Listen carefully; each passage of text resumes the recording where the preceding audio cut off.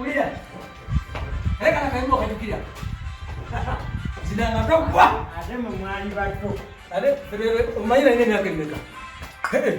Muli bajo wana. Ege, ulira. Kamuwa mukwano. Guli kuzira. Yimba byokuja. Ate zinakunji. Naam. Sibasobole. Tekana tukayo. Hey, Tano. Awira. Sambero. Kabaya kaine. Abai. Ni mukolaji. Ono. Ate nze kozeeki. Bye byokola be muyina. Angambye ekijira tuzinazinamu kubanga okukola amaze. Omanyi nakutona nefuga ye manager. Chairman yakomyewo era musitiru mukyali muzannyo gwammwe. Oh, chairman yakomyewo. Okay. Yavuddeyo safari. Mali sinaba kumulaba. Wali. Kakati. Njagala kakasiza ddala obanga bangoba kuba manager. Bwebanga bangoba. Ebyo wani bivuddeko kubanga binza obutakola bulungi nakugamba Ate kutya. wani bifuddeko ebyo. Ate kutya. Chairman yabadde ampise kasooke malo genda omulaba. Kale sooka omulabe ffe tukyaliwo. Chair. Oh, vice. One chair. Agamba kivensi. Ndi wano gamba otya. Ensiiba. Ensiiba simbi. Kulikayo ku safari. Ndi wano mpisayisaamu. Omanyi gye tutambulira. Mba mu kusaka. Kituufu. Kulikayo. Mba mu kusaka bintu byanjawulo. So mu bye nabadde nsaka. Njagala kulaba. Bikwanaganya bitya n'amateeka. Eche. Agafuga gigaga zone. So nsonga lwaki ondabanga mu kawungeezi kano. Saze otuule wantu bwe wati.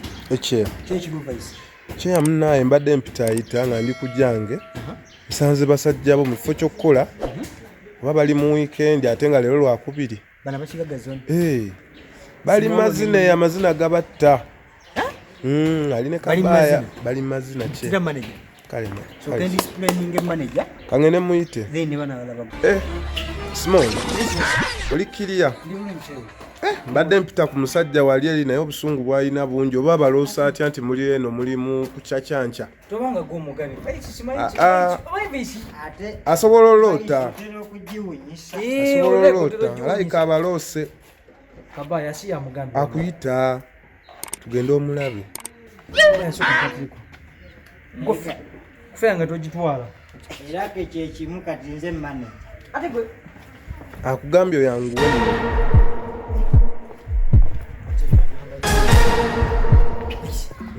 Musajja si ada tudesimu kamolo. Yakava safari awumuddemu.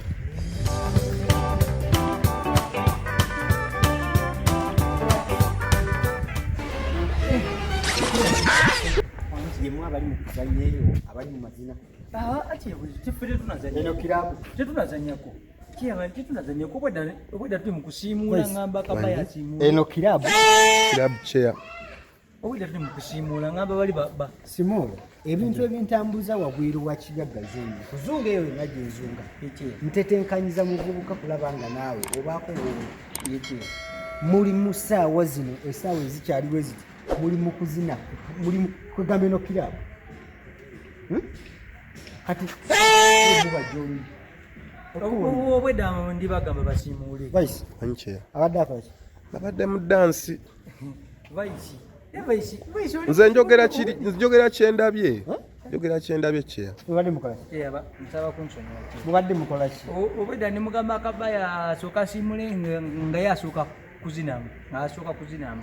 Gwe nga tobiriimu. Era nze nga mugamba negwe byozina ate nga azina biyimba bikadde. Ono tabyaddemu nga oli azina. Ng'ate yamusinga n'amazina. Oli azina agwa. Ono azinira ddala ng'ayimiridde. Njagala weegendereze. Ekyakuweesa obwa manager mu kino ekifo kino ekinene gaggadde. Chairman ate nga wanguba. Nnaku zino nze nnongoosa. Twagenda ku mukolo. Wanche. Ani agoba? Ni nakomawo ku mukolo. Manyi bankulisayo ng'omugole. Ne bannongoosesa. Vice okitegerako ngagolongosa kuno abanongosa ne twasanga Kabaya yafuuka manager era ne lukulongosa obwedda bujje tulongosa Vice nawe njogerera ku kwetumiikiriza okwefuula kyotali okweyita kyotali ate nze Kabaya kye yabakola yeeyita ye manager yabwewa ye manager kati tugamba kyeya tewangoba nze nja kuba omulimu nze nnina bannange Kabaya simukwatako ejasanga nekanolongosa kati nze nongoosa ne bannongoosa esaawo nze omugole ekirwa kiti ekisookera ddala Vice omwana ono ayogedde ku kyobugole kulika mu mukolo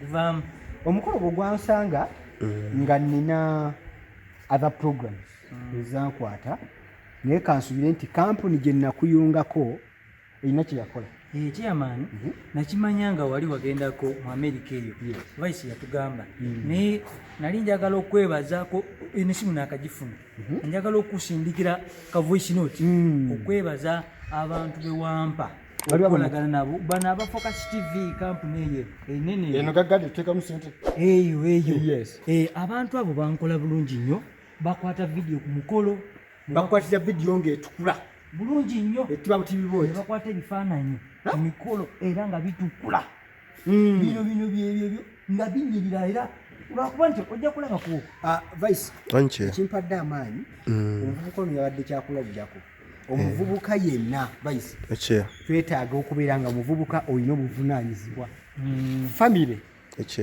bwe buvunaanyizibwa obutandikirwako omuntu bw'obeera nabwo so Small ogwo mulimu okola bulungi engalo zino wale zikutemu kati gwe gusoose so sikomyawo njagala kwebaza kukola ekyo kyewakola newankubadde ebirala twabikola contribution wazimanya zetwakola nga Muvubukakola naye kati zino Vice nzibaloba mwebuwi mwene ku dollars wajja America kati zino zona dollars naye nza kyeyamanya Kabaya naye webale butangoba naye Kabaya omwenge agenda kuva kakati ekirala kyeyamanya omwana w'abandi ye yakola ayina omulimu gwakola Kabaya no gwakakwasa omwana omukyala kati maka akola bulungi alina omulimu gwakola ng'ojjeko bya famire alina emirimu gyera gyakola ayina Vice kitwagala famire nga yonna yabantu bakozi kale tugenda Kabaya kozi ogamba ye manager kati yagamba ye manager Vice okwetumiikiza nabagamba nakiteekako omuntu okwetumiikiza impersonation okweyita kyotali impersonation uyu Kabaya nga manager nonongosesa wanongosesa nga bujwalo nga sigwe manager walaki wanongosesa yegwe manager wa kuva ddi ng'oli manager wa Kigagga Zone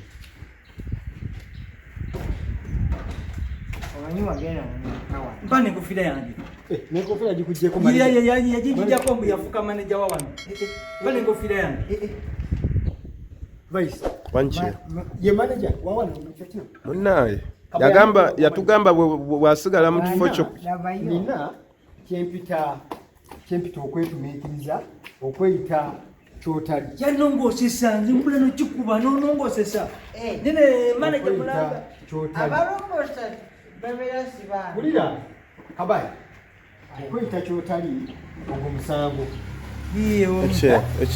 ogwo musango okweyita kyotali then nga sinabamuwa kibonerezo mbadde ndimu banyonyola enteekateeka empya ezibadde zimbuzizza Kabaya nija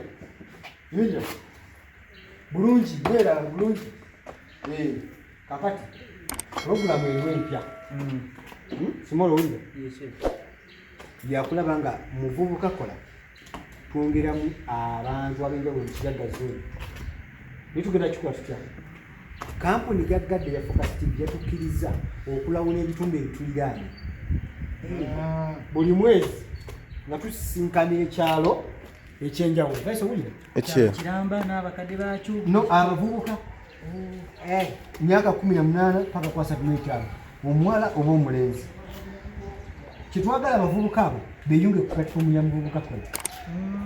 Ebitongole biri gaggadde Focus TV byani bijje biteekengamu ssente nga tubaako ebirala bye tuyiga. Tuyiga ebyobulamu byaffe obya bulijjo tetuyita kaliya okwekulaakulanya mu mirimu, tetubamu n'ebya finance ebyensimbi, tubamu n'ebyobulamu health, tubamu n'ekyebayita life. Tubina Muvubukakola platform byetutunuulidde vice. So kati enteekateeka eyo ebadde yantambuza amawanga okulaba nga siro ne ku mukolo ogwo gyenali. Obuyambi namufuna. So kitegedde kakati nange naliwa okweyita kyotali asiina kyakukolera press ups.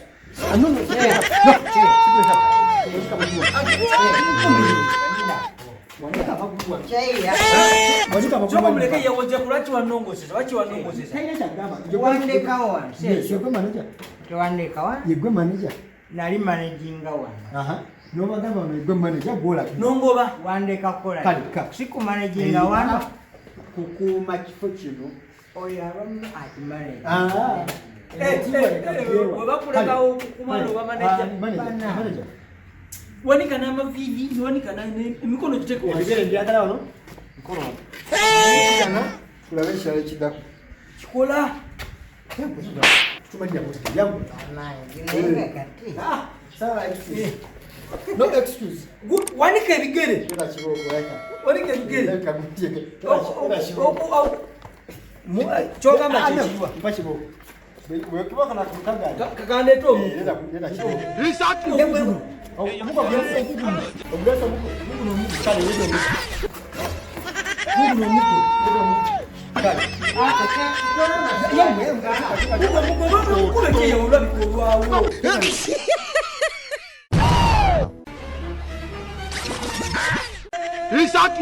subscribinga ku Focus TV bingi